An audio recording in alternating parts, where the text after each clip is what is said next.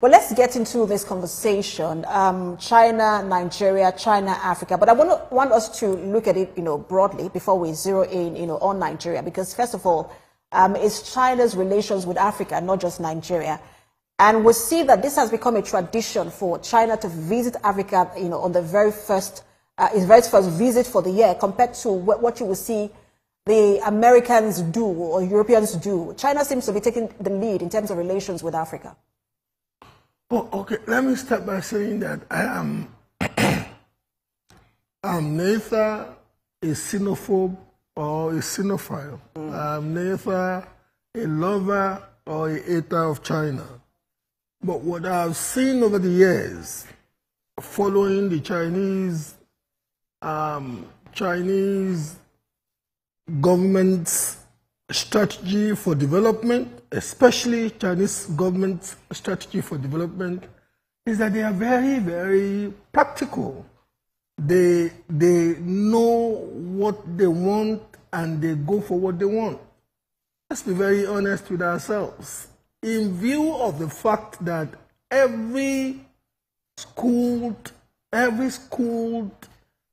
intellectual believes that the global diplomatic scenario is going to be very, very raucous from 2015, especially because of the second coming of Trump 2. The Chinese are doing what ordinarily some of us expected them to do from the moment that Trump was gaining momentum, even within the Republican Party, before he even got elected. And the reason is, inevitably, even if it's just for histrionic, purpose, Trump is going to disrupt the relationship, the commercial relationship between China and to be very honest with you, one of very few things that the American political class have bipartisan predisposition to now is their xenophobia.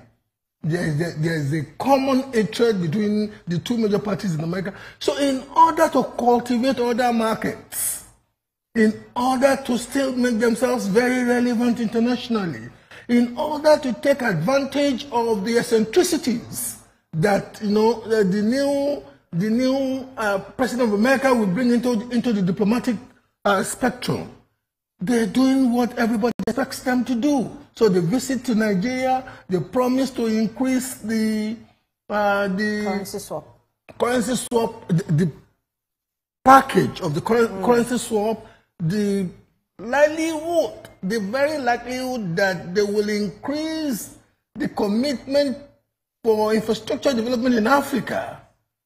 These are things that some of us have emphasized anyway.